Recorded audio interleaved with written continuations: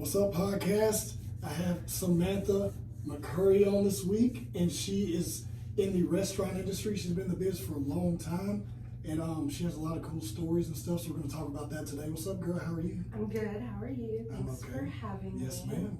So, Sam is what we call her, and she actually reached out to me, when was that, 2 weeks ago? Yeah. And thank you for being a listener, and thanks for listening to the podcast. And you're the first person to reach out to me and say, "Hey, can I be on?" I don't know. Really? I don't know if this thing sucks or people just don't want to reach out to me. But most of the time, I find people that I know and I say, "Hey, do you want to come on? You're interesting. I love you. Come talk." But you reached out to me, so thank you. You're welcome. I'm glad It's that my you're on. pleasure. Yeah. I listened to Lauren's. Okay. And I was like, that's really cool. I want to be a part of that, and I like to support you Yeah. in all Thanks. of your endeavors. Yeah. So I thought it would be cool to come and talk about, like what you had posted the other day about finding a job that you love, and Yeah. you'll never work. That's my motto: find a job you love, you'll never work a day in your life. Right. I am so fortunate to have found that, and I just wanted to talk about it with your Well, friends. so how long have you been doing what you're doing now? So I've been in the restaurant industry about 22 years. Nice. And how old are you? 42. See, you don't look it, but I had to ask because I need these people to know. I'm You know? 42. Awesome. I still get asked how old I am every day, and people are like, "No way, we thought you were 29." So when you're in the industry, you learn to take care of your skin Yeah. a lot better. So because your face is your moneymaker. Yeah. And so yeah, 22 years. Well, so what got you into it, and from where you started to where you're at now, and a lot of people, we were talking a little bit before the show just a second ago, a lot of people like use that industry as a side hustle until they go through school or whatever. Right. What made you decide to make it a career? Well, okay, I started as a side hustle. Like, Okay. I was going to school. For what? I hated school. What were you going to school for? Business. Okay. What did you think you wanted to do? I thought maybe like accounting or something like that. Like, I've always been really interested in business. Okay. And like running a business and how a business works, and it's just really interesting to me. So, and back in the day, people perceived servers and bartenders already as, "Oh, well, you must be going to school." Right. And it was, yeah, I was. And I just hated school. And then I started working in a law office, and I was like, man, I really hate a 9 to 5. Like, that's even worse than school. And during those times, I was still in the service industry, waiting tables and bartending, and I was like, you know what, I just have so much fun at work. And so I worked at these restaurants, and then I hooked up with a local restaurateur who I've known forever, literally my whole life, and started working for him. And one day he approached me and was like, you're really great at what you do. Why don't you go into management, And then he offered me the position that I have now, and that's been almost 15 years. And so what are you doing now? You managing? I do a little bit of everything. I get to do a little bit of everything because I am a little, I don't know, I could not just be a restaurant manager where you just walk the floor and shake hands. I have to be one-on-one. Yeah. I think my passion probably is bartending. Mm-hmm. I love making cocktails. I make good cocktails. I make pretty cocktails. I think that's probably my passion. Yeah. Okay. Well, yeah, I love that too short song too, by the way. Oh yeah. But so we'll saying that you so now you work in a restaurant and we're in North Louisiana. You're at Windrush. So now you work in a restaurant that's geared more to an affluent area. Yes. Have you always been in that kind of restaurant market? Because that restaurant market and bartending market is way different than, say, a franchise, where it's like it's more sports bar driven. Right, so I've done both. Okay. I've worked in a corporate setting, and there are pros and cons to both. It's more fun where I am now because we are locally owned. Yeah. We don't have as many, policies and procedures, and you have to be a robot, and this is how you have to wait your tables, and you have to say this and this or script, and but I definitely like the local business better versus the corporate, even though the corporate is more structured and could be more stable. Yeah. Because you never know with the Right, restaurant, of course. local But you're fortunate enough to be a place that's established, and people on it that are established have multiple other restaurants, and you have a good affluent market, and you have a good client base. I do. And I don't see them ever leaving. I don't, it's only growing out there. Exactly. You live somewhat kind of out there. It's only growing. Well, so now that being said, how did you when did you make the jump to the other market, to where you're at now, that market? The more affluent market, more upscale, nicer craft cocktails, not just a margarita and a beer menu, you know what I mean? Well, a restaurant that I worked for, a corporate restaurant, had closed. Okay. And I had opened to close that restaurant. And I mean, I have a little piece of my heart there in my heart. Yeah. Because that's where I got started and learned how to bartend and all that stuff. But Chris, my boss, called me one day and was like, listen, I'm opening this restaurant, and this is when he opened Cantina, come over, blah, blah, blah. And so I did, and I worked there for a few years, and then he decided to open what Windrush is now. Okay. And so I didn't immediately go over there. But about a month later, he was like, man, I want you to come out to this restaurant. I think your personality would really get a bunch of regulars in there and, build up the clientele. And I mean, he gave me a menu and a set of keys and was like, have a good day. This is your new home. So. Well, there's something to be said about that you can be entrusted just to walk in and, do your thing. Oh yeah, I think they trust me a lot. Well, so now tell me I want to hear some stories. What kind of stories? Every bartender has a good story. I have a lot of good stories. Okay. We can go it don't even matter. I don't care, whatever you want to tell me, but I think that this is what I've noticed about you. I've known you now for probably 6 or 7 years. Yeah, I think 7. When I moved over to this area, I lived in a rural area about 30 minutes away from where your restaurant bar is. Yeah. And that was the closest thing we could go to eat and drink. Right. And so met you, and I was like, oh man, she's awesome. But what I've always noticed is that I've been in the marketing industry and the business industry now for about 5 years, and we started building our company on networking. Right. And a lot of networking is done at a bar. Oh, for sure. Or not necessarily a bar, but like after hour setting, having a few drinks after work. A lot of deals are made. Yep, a lot of business deals. A lot of corporate cards are used. Yeah, you're right. So what's a good story you have from, over the past few years that you could say, maybe not so much funny or embarrassing, but memorable? Because I feel like everybody and whoever's listening that, knows you, or people that are in this industry, something they can relate to, or they're like, oh yeah, I remember, I met so-and-so and they turned out to be a great person and grew up and moved off and then come back, anything like that. I think those things are interesting. I will say that I have met, one of my favorite people right now, we have lunch every Monday at the same place. The first weekend I was working there. Yeah. I mean, and I didn't know where anything was behind the bar. Like, I was still trying to get my feel for everything, and we were doing a shift change, and I put a ticket in front of him and I said, hey, you don't have to pay this now, I just want to let you know, like, we're doing a shift change, blah blah blah. And he was kind of an asshole to me, like and I was like, dang, okay. And then it turned out we were out of a specific wine that he liked and a specific vodka that he liked. Okay. And he just lit into me. And I was like, man, I left crying. And I was like, I don't know if this is right, Yeah. But here we are, 10 years later, we have lunch every Monday, like, we hang out all the time. He's one of my favorite people. Yeah. So it's just funny seeing bad things turn out to be, a good relationship, And I joke with him all about it. I'm like, remember that time you made me cry my first week of work here and I didn't know anything? Well, that is funny. Now, I always, here's another thing with, regular people, you got to keep their stuff. Oh, yes, sir. Especially if you're in, an affluent establishment. Yes, you better make sure you have that liquor. You better make sure you have wine. Run out of whatever food they get every week, because out there, I know you guys have a lot, the regulars that come in there every day, or maybe they come in there one day of the week, and that's just, there's a lot of people say, well, I can never go somewhere and sit down and eat by myself.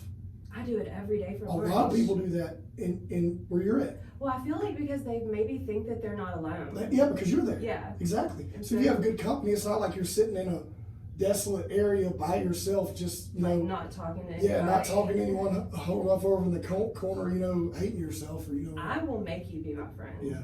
I have done that with someone who is like, he's a guy here, he's very successful, he's a doctor, and he is just stoic. Yeah. And I mean, I waited on him for 2 years, and finally I was like, Doc, Oh, Doc's hilarious. do you like my nail? I just got my nails done. Do you like my nail color? And then he started talking, and now that's another funny story too, where now we text message funny stuff all the time, and we talk. He always says, you know, I don't ever come unless you're here. I don't ever come unless you're here, and so that makes me feel good. Yeah, I think I always love the energy that you guys have in there, because you go to a lot of places, whether it be restaurant, bar area, but more that vibe where people want to go and hang out, not just go eat and leave, or you know, they're a little like people go because, oh, that's the place to go tonight because there's a lot of people there, right? Or that's the place to go because it's a new place. Or you know, we struggled a little bit with our identity in the beginning because we weren't sure the demographic out there. It was all still new. And so in the beginning, it was a little stuffy. Yeah. White tablecloths, you know. And so we kind of changed all that. And now it's more of like, I mean, people say it all the time, like it's just Cheers. It's just like Cheers. I was going to say that. And I'm not even old enough to even know what that show is, but I do, because it's the presence and the experience and the culture. Yeah. And every business built right has good culture. Yes. And they last. And it's all about culture. And you bring the culture. I feel like it's my creative outlet. It is. Like this is your creative outlet. So I mean. So that being said, if it's your creative outlet, what are your favorite parts of that industry, if you were to break it down?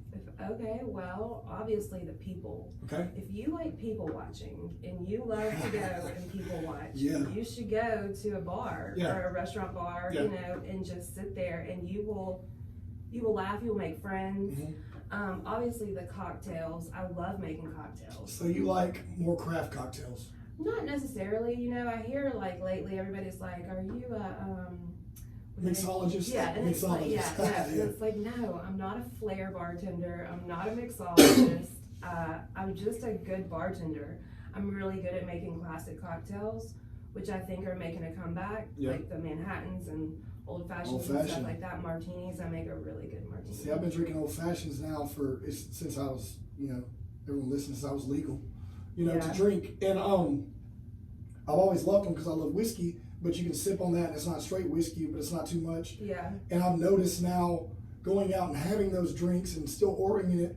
Used to, 5 or 6 years ago, if you would ask a young bartender to make you one, they had no idea. Mm-hmm. But now I see people younger than me drinking them, so I feel like they're coming back. Well, the bourbon is like the craft bourbon is coming. And then they're like, okay, what do I make a drink with that? You know, it's just interesting because 3 or 4 years ago, they were like an old man drink, basically. Yeah. You know, or like, what are you doing drinking that? Yeah. You been watching Mad Men? Yeah.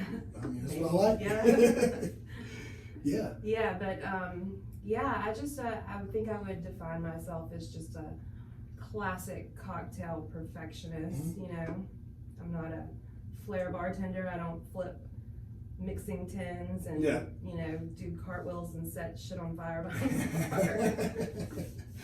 Well, I mean, no, that's good to know, because I mean the most important thing is the people, of course, the experience, and then quality. Mm-hmm. You know, quality goes in the drink. Consistency. And the consistency, of course, and then the food too. Yeah. And, I don't have a lot of I don't make a lot of decisions about the food there, but I definitely listen to what people want and then pass it on to the powers that be, and they usually create it or make it happen. So that's that. But basically, the one-on-one with like the people, like I love being with them. I think all my life I've been social, and like that used to get me in trouble when I was little because I would be more social and spend more time with my friends than I would doing my homework, you know. And I think, you know, this is me, like this is what I love to do. And so you have been doing this, how many years did you say?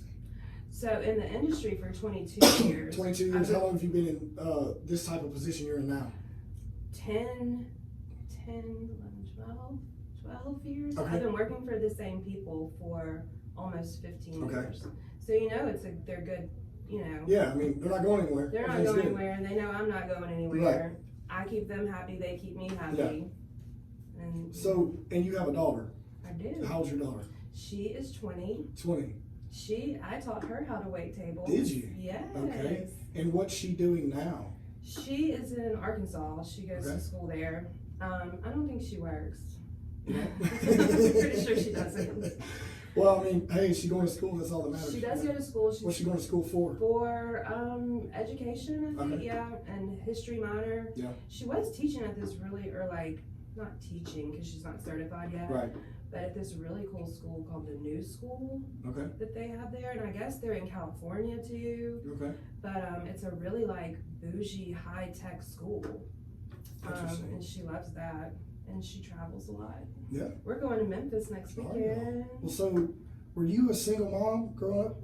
Bringing her up, you were a single mom? Yeah, I was, but I don't like to say that because of my family. Right. And they say it takes a village, and it really does. Oh, yeah, no, of course, but correlating to what we're talking about, the hustle and working and then raising the child income, is what I'm getting at. Yeah, I'm not income. saying, of course, yeah, I mean, you gotta have all the help you can get. Yeah, definitely single income family. Okay, yeah, and so you were hustling. And taking care of your daughter. Now she's made it to college, so apparently you did something right. I know. Yeah. I know. It was a struggle in the beginning, but once I started getting the rhythm of okay, this industry is really lucrative if you really focus on it. Pay attention. Yeah, if you master your craft. Don't show up hungover. I've done that before. Well, you know what I mean. That's the worst. Yeah, of course it happens, but take pride in what you're doing. Yeah. Anything you do, take pride in it. Look good. You know, I used to be so shy, and in the beginning I was so nervous. And I can't see that. I was. I used to be shy too, which is funny. Well, yeah, I could never see you being Yeah, shy. I was, but that is funny. But I would be so nervous to go up to my tables, and one night I was drinking wine with a friend on her patio, and she was like, Sam, you've got to think of it as this is your audience and you're the show. Yeah. They're here for you. And you have to entertain them. And then that's when I kind of was like, you know what, you might be onto something there, Yeah. And so, I remember I would wait tables and ask people, older ladies when they would come in, I'd greet them and say, hey ladies, would you like to start off with, a glass of tea or perhaps a shot of tequila? And just be like, who is you this? You loosen them up real quick as soon as they come in, And then they would come back and be like, hey, can that girl that offers us the tequila, can she wait on us again? Yeah. And you just kind of build. I have regulars at Windrush that I had 22 years ago. What? To this couple who I love. Yeah. And I think it's just so awesome. Well, what restaurant, bar were you in that closed as a corporate structure? Tony Roma's. Tony Roma's. Man, I vaguely remember that place. It was the best. Yeah. It was the best place to work. That was like a nationwide franchise. It was. Yeah. It was, and they ended up closing a bunch of stores. I can't remember why. But I tricked them. I started working there when I was pregnant and didn't tell them I was pregnant. And so they were like, a couple months later, they were like, girl, are you pregnant? And I was like, yeah, by the way. Yeah. So they let me work, and while I was pregnant and take leave and come back. And then that's when I really started grinding because I was like, holy shit, I have a kid, you know? So I moved up there in management too. Every place I've worked at, I've started as a server and moved up into management. And I really only had worked for 3 restaurants. Well, that's something to be said there. So you didn't, so that's the first start in, but what about before school? What did you do? Before college? Yeah. Did you do anything? You just went straight from high school to college? Yeah, I went straight from high school to college. Okay. I worked for a law firm, which was fun. But that was during college or after? During. Okay. Yeah, I went straight from high school to college. Got you, okay. Yeah. So the first for law firm and then restaurant. Yeah. I got you. Okay. Well then, yeah, that makes more sense. So now we were talking about, before the show, you were talking about, what this is now and what it used to be. Yeah. And we were talking about most people used to use bartending or waitressing or whatever as a side hustle while they were going to school, whatever. Right. And it's the staple as a side hustle.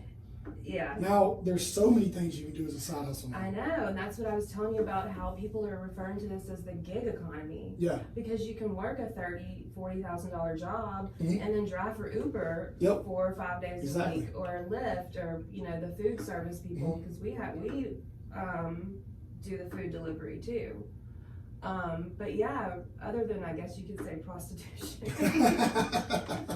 I really feel like the service industry was the original. No, I agree. side hustle. Yeah, bartending and waiting tables. I mean, that's where it was at. And then you see people, and some people look down on career bartenders They do. and waitresses, They're kinda judgy. and I don't like that. I don't either. I feel like, and it's just how society was. You know, everyone conforms and says you have to go to high school, then you have to go to college, and then you have to get a professional job. Yeah. Now you can be good at anything and make money at it. Well, now they are like school educators. They're wanting to bring back like the trade schools. Yeah, you of course, know? because there's not enough skilled workers, because there's too many people that went to school for these broad corporate jobs that aren't needed now. Yep. And now it's like it's a bachelor's is nothing. No. You have to go higher. Right. If you want to get a good job. If you want to get that management or whatever. Yeah. But to be honest with you, when I look at people and interview people, whatever, for work, I don't give a damn if they have a resume. Oh my God. I want to get to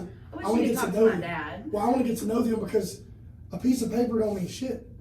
And even if you have a degree, don't mean shit. That just tells me that you're able to sit in a class and take a test for 2 years or 4 years or 7 years. I don't care about that. I want to see your work ethic. I want to see your street credit. I do, because your work ethic means more now than it ever did. It does. I feel like 50 years ago was very important. There wasn't that broad, okay, if you went to university, it was to be a doctor or a lawyer. It wasn't to be a manager at, Costco. Right. You know what I mean? So now it's like, okay, now it goes back to work ethic, because there's so many jobs and there's so much stuff available at scale. And another thing, you were talking about that, I made that post this week about loving what you do. Right. And you love what you do, I love what I do. But you have there's no reason you shouldn't be able to do what you want to do. There's no excuse. And if you say, okay, well, I'm stuck in this job and I hate it. Then get a new one. But I can't get a new one yet because I have 2 kids. I mean. Okay, but what are you doing after your kids go to sleep at 8 or 9 p.m.? Yeah. It's those hours between 10 and 2 a.m. where you can grind your ass off and do something else and make that side hustle start happening. It's so easy or now. drive for Uber or whatever until you get money built up. So then you can go start your little company. Right. There's no excuse for anyone to be stuck in a rut right now, not doing what they love. That is And it's so hard for people to make that decision, and I get it. And sometimes they just need a swift kick in the ass. And a lot of times it's fear. It is fear. It's insecurity. It is definitely insecurity. It's insecurity because they've, just like people getting into marriage they hate, but they're so scared to get out on their own because they've been together for 10 years. Oh gosh. It's the same thing. It is. They're married to this, and they're so scared to step outside that box. Their comfort zone. Exactly. Chris, my boss used to make fun of me and be like, "Don't go changing anything. Sam will start crying because I'm such a creature of habit." But I think as the older I've gotten, the more I am outside and doing things differently. I try to do the social media thing like y'all do sometimes. Yeah, for business, for marketing, for business, for your business and stuff. And I've learned that I cannot work from home. Yeah. I get distracted. Yeah. And that's what.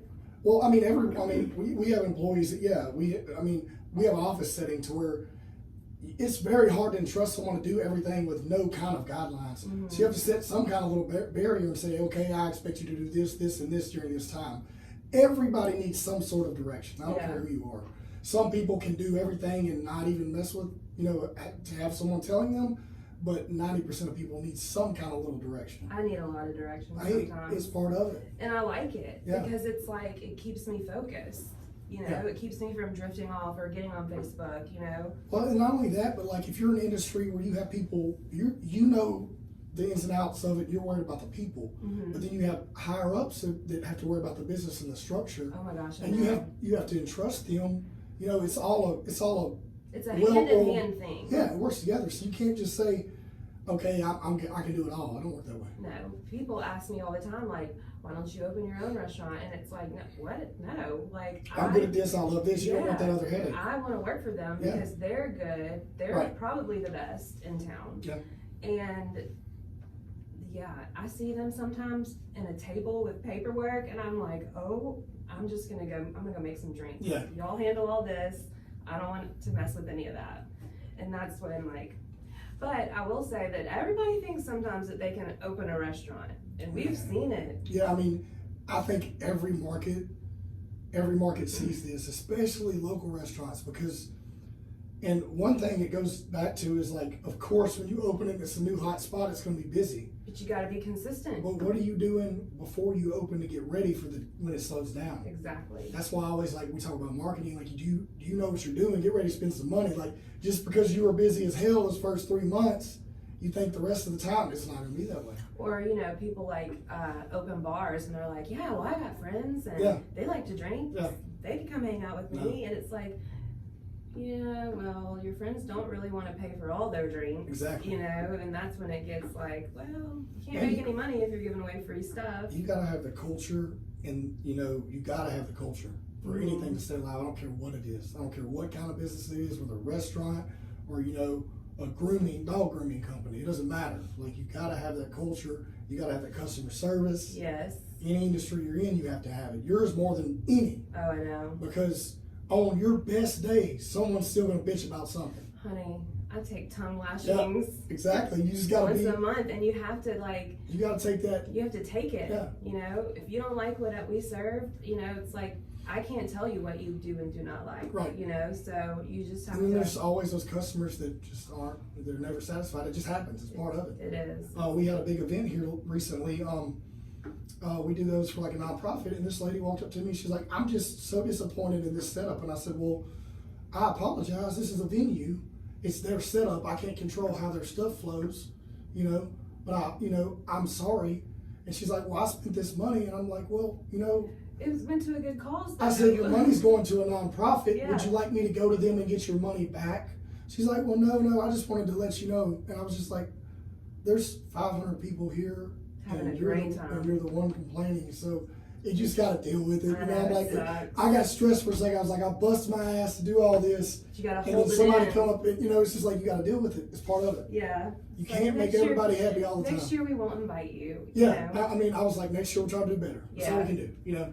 It sucks, but it definitely, there's more good than bad. Yeah. I've learned to stay off of Yelp. Man. Yeah, you gotta watch those reviews. They'll get you, especially in the restaurant industry. So. I just want to say to like the general public, don't take a Yelp review seriously. Yeah. I did see a funny meme one time, and it was like, you know, the chalkboards outside of restaurants. Yeah. It said, "Hey, why don't y'all come in and try this sandwich that this guy on Yelp completely hated?" And it was so funny.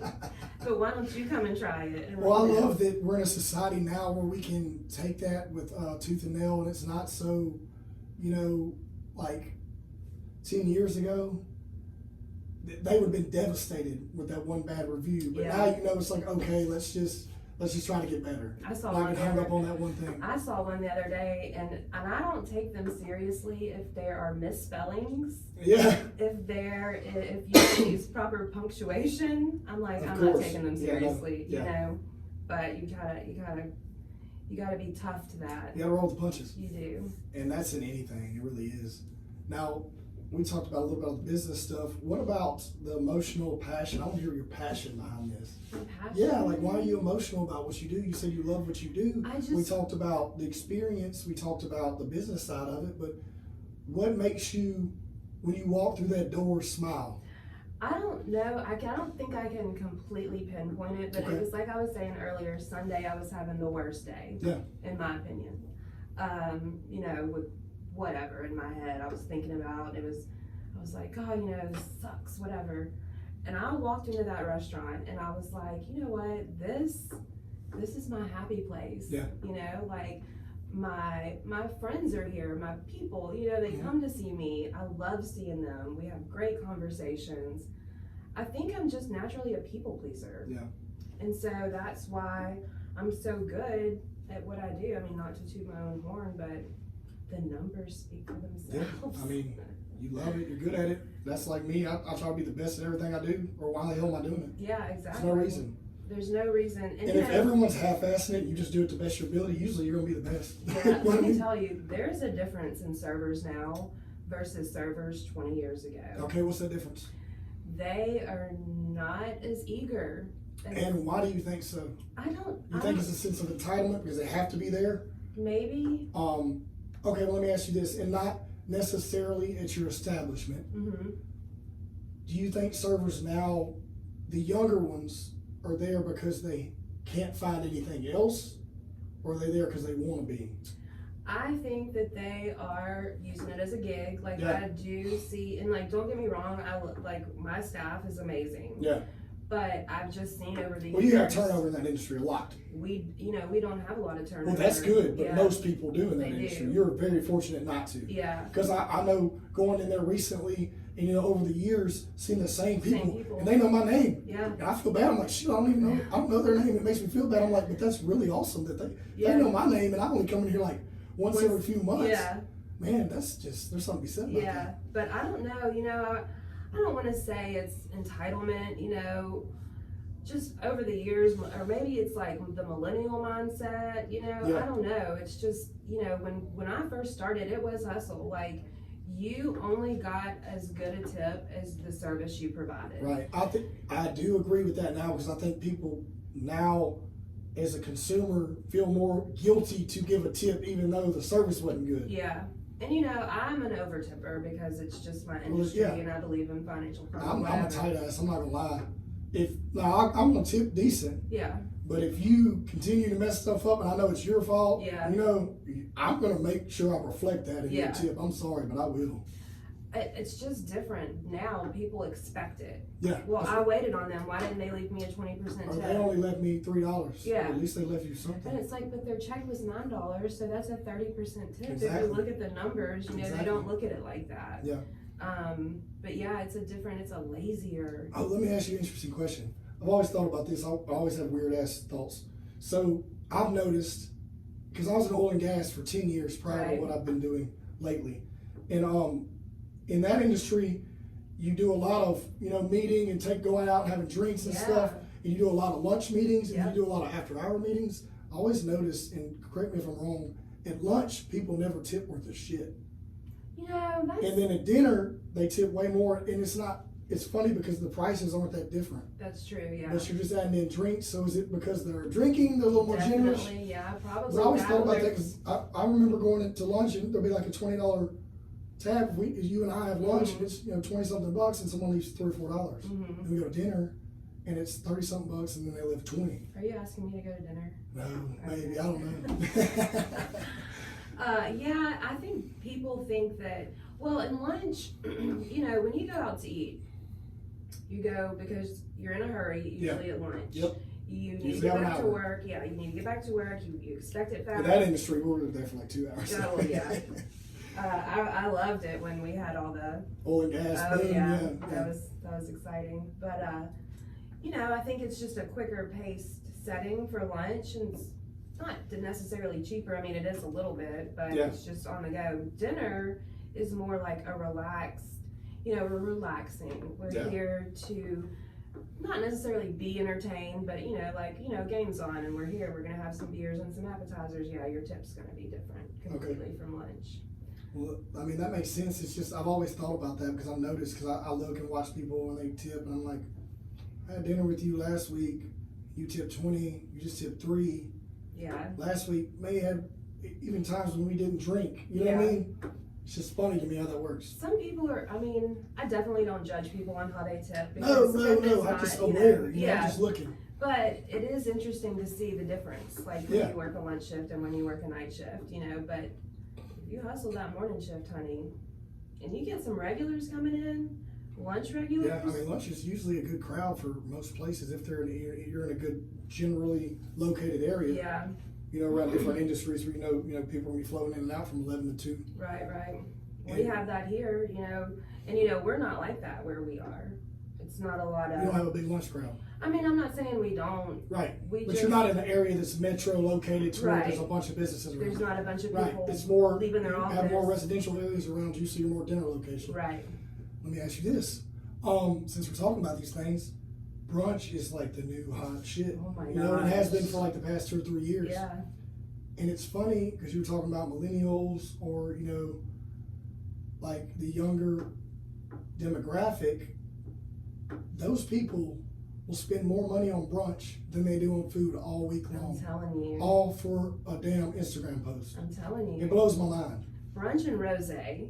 Yeah. Rosé. Yeah. Like, it's funny to see the trends in It the is. market, you It know? is. Brunch is everything to people. It really is. And in this market, we only have a handful of places that have brunch, and probably 2 or 3 that have decent brunch. Right. But when you go to a bigger market in a big metro area, everyone's got brunch on Sunday. Yeah. You know, it's just like everywhere's slammed. It's smart. Yeah. You know, if you don't do brunch, you're missing out. Yeah. If you don't offer brunch as a restaurant, Right. you might be missing out on some. But you gotta have alcohol. You Because gotta have the brunch, mimosas. the brunch, yeah, you gotta have mimosas and Bloody Marys. It's Yeah. like a thing. It's a Yeah. staple, And I'm not sure if that's just a Southern thing for the Bloody Mary deal, but I know mimosas probably nationwide. Mimosas, rosé, man. I've Yeah. never heard so much about rosé as I have in the past 5 years. And then Pink, you have, pink wine, Yeah. making a comeback. yeah, it's crazy, and it's really popular too. I It mean, is, and there's it's some not- really good ones. I'm not a wine drinker. You know, I used to be, and I'm not anymore. Oh, you were talking about. I want to talk about that real quick. You were talking about Lauren. You listened to Lauren came on, Lauren Fox, Mhm. about a month back or whatever, and you're working out with her now. Yes. So you're on the health kick. I mean, I like to just think of it as like a lifestyle change. That's the best way to think. The only way to think of it. Yeah, I don't If want you don't to. think of it any other way, it's not gonna happen. I don't like to say like I'm dieting or Yeah. I don't like to say that. I like to say I am watching what I'm eating. Carbs and sugar, I've been trying to cut out. Oh my lord. They're in everything. Oh my goodness. But it's funny when you start reading those nutrition facts Labels. and you start paying attention and spending the extra 30 seconds, it makes all the It difference. does. Because you'll call yourself out. You're like, oh shit, I can't have that. I'm telling you, Well, I I had 10 grams today. wanted to make tacos a couple weeks Yeah. ago, right? And so I go to the store and I get the lean meat or whatever. And Mhm. I was gonna make like taco salad because I didn't want the carbs. Right. And I started reading the label of the taco seasoning and I was like, what? No. Now you gotta make your own. I Pinterested it. Yep. I made my own. Cayenne, It was the garlic, best. onion. Yes. Go for it. It was so good. Chili powder. Yeah, chili powder, whatever. Red pepper Yeah, flakes. you can't use that whatever it is. Taco Bell Taco Bell seasoning. mix. Got 1,000 milligrams of sodium. with Sodium. Two Oh my teaspoons. gosh. Yeah. It's crazy. Yeah, I love working out with Lauren. I was just saying, thankfully we're sitting down today because yesterday it would have been hard to sit in this chair. But I'm just getting older, Yeah. and so I have to pay more attention to things that I put in my body. Are you now? You like to make drinks. You like to drink. Since you're making that health shift, what are you drinking now versus what you used to? So Because there's a lot of calories in all these fancy drinks Oh people yeah, drink. You know? yeah. I used to drink a lot of wine, Okay. and it was just the sugar and wine. I was like, my goodness, Yeah. no wonder I haven't lost any weight in Yeah. 2 years, And so I switched to vodka. Okay. And so usually I'll drink a vodka fresca, which has nothing in it, Yeah. or like a vodka Sprite, no sugar, Okay. and that has nothing in it as Gotcha. well. Or vodka soda. Well, we're talking about alcohol, and I got a gift for you, so I'm about to give you something. Here we First go. off, I was somewhere last weekend, and I saw this, and I knew you were coming on, so I got you. This is some gum. You can This read what it is says. hilarious. Bitch, I am the secret ingredient. I saw that. I said, "Oh, that's Sam for sure." That is so I gotta give her funny. that. And so this, you said you can drink a vodka. I don't know if you've had this yet, but this is Western Sun vodka. Oh. Have you had it? No, but It's it's really Texas. okay. It's really good. It's made in Texas, and this is blueberry. It doesn't have a lot of sugar, What? but it is delicious. I love me some Texas vodka. This is delicious. You can be careful. You can drink this on ice with Okay. nothing. Like put some water in it or something. Maybe some That's some good soda, stuff. Yeah. splash of soda. I love Texas vodka. Yeah. And I love that Texas vodka is like popular. And it's gluten free. So is Tito's, which is what I Yeah, usually drink. right. Yeah, it's gluten free. Yeah. Thank you. Heck yeah. I'll have to have some of this when I get off tonight. Yeah, you need some. Maybe I'll take it to work with me. Yeah, let some of the regulars try it. Maybe Where- then y'all can get it in. So some friends of mine, Course and Cuts, they're right down the road from you guys. They have it, but they only have the small bottles, so I had to run somewhere else and get that.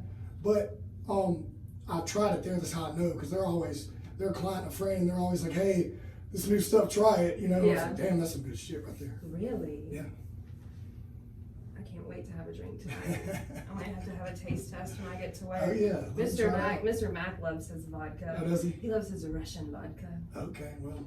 Yeah, I'm more like how this stacks up. And Tito's. I'm not sure the sugar content on that, but I know it's not like one of those real sugary vodkas, flavored vodkas. It's more like natural, I believe. So does regular vodka have sugar? I mean, I know that alcohol turns to sugar in your body. But you know, I mean, vodka's made with potatoes normally, or you know, some rice, and then some, right. you know, they make it out of whatever. But it will metabolize, you know, as that. So, I mean, I'm not a dietitian, right, but I'd say any alcohol is not excellent for you. But if you're gonna drink something, at least drink it straight with some water, and maybe a little bit of like lime versus a margarita with 1,200 calories in it. Oh my gosh, I love a margarita. I love a good margarita too, and I'll tell you. And I don't know if you made, you made me a good margarita before. It's been a long time, but I like my margarita with a good silver tequila, fresh lime juice. Yep. I know bullshit sweet and sour. I don't even care if you say house sweet and sour. I don't want that. I want fresh lime juice, and then a little bit of Patron Citron. Those 3 ingredients, that's all you need. So, you know, speaking of the health kick era, because we are kind of in that right now, a lot of people like to have a skinny margarita. Right. And I make a really good skinny margarita. How do you make it? On here. So I use your tequila. I prefer a gold tequila, but then I will muddle the fruit. Nice. I will muddle lemon, lime, and oranges. Nice. Shake it really good, a little bit of triple sec tequila, shake it really good with ice, and then pour it over ice. Okay. And it's like delicious. Delicious. Well, I'll tell you this, I do like if you replace the triple sec ingredient with the Patron Citronage or whatever it's called, it's just a little more fresh, in my opinion. But it's a more expensive, you know, liqueur to use. Really. But it really, that's my preference on that, because triple sec's really high in sugar, you know. It's just a splash. Just a little bit. Okay, well then that's not bad. It's not bad then, because some people like to float a Grand Marnier floater. There you go. That is a sugar. In the lime shell. Yeah. Oh yeah, like the flips. Yeah. Those are that's real sugary. But yeah, I make a lot of skinny margaritas for people. You're talking about you like to make martinis. Yes. What's your favorite martini to make? My favorite martini to make is a Cosmo. Cosmo. It's so good. My favorite. Classic. So let's put it in categories. Okay. My favorite martini to make for, say, a female would definitely be a Cosmo. So if a female comes to the bar and says, "I'm looking for a good drink," you're gonna say, "Let me make you. We have a great Cosmo. Let me make you one." Okay. And they're usually like, "This is amazing." And a lot of times they're horrible at other places. Yeah, because I think some people don't. They think it's just cranberry juice and vodka. And it's not. Right. If it were a man, for instance, I think I make a really good Manhattan up. Yeah. Is really good, and a really good like dirty, skanky. Extra dirty. Skanky blue cheese stuffed olives. Oh man, that is dirty. Yeah. Yeah. I used to do a dirty martini. I can't now. It's just too much like salt for me now. Oh yeah. I used to really enjoy them. Some people when I started getting more salt. Sophisticated with my drinking. You know? Oh, well, it sounds like you've been sophisticated with your old fashioned. I know, I'm trying to get that way. I don't drink like I used to, so I may have like a drink every couple weeks, or maybe on the weekend. But I don't get down like I used to 3 or 4 times a week. Yeah. got moves to make. Can't be doing all that. I know. You gotta have a clear head. Yep. Clear head in the morning. Well, look, we're almost done. Do you have anything that you want to tell anyone before we wrap this up? And I mean about, people that may be in your industry, people that may be passionate about your industry and think they need to do something else, but they really can stay in there. Anything you want to tell anyone? I would just go back to what we were saying earlier, like find a job you love and you'll never work a day in your life. Yeah. And if you are in this industry and you enjoy it, there is always room to grow. And it's a great industry. Listen, people are always going to want to go out to eat and drink. Yep. Even in a recession. Yep. So that's what I would have to say. Awesome. Just if you are in this industry and you enjoy it, you should try to capitalize on it, because it's a multi-billion-dollar industry around the world. Yeah, it's not going anywhere. Yeah, it's not going anywhere. And you don't have to, if you don't want to go be the whatever, you can just do this. Yep. And you love it, do it. Don't worry about judgment and what anyone thinks, what anyone says. Don't worry about it. If you love people and you love, you know, like I love serving people. Yeah. I don't know if I should say that, if that's the right way to say it. I mean, no, I mean, that sums it up. You like to serve people. I do. That's I like to a make good thing. people happy. Yeah, and that's the way you do it. Mm-hmm. And you get paid for it. It's my creative outlet. I mean, exactly, you get paid for it. You can't beat Mm-hmm. that. Well, that's all we got today. Everyone, please subscribe to the podcast, and thanks for coming on, Sam. You're welcome.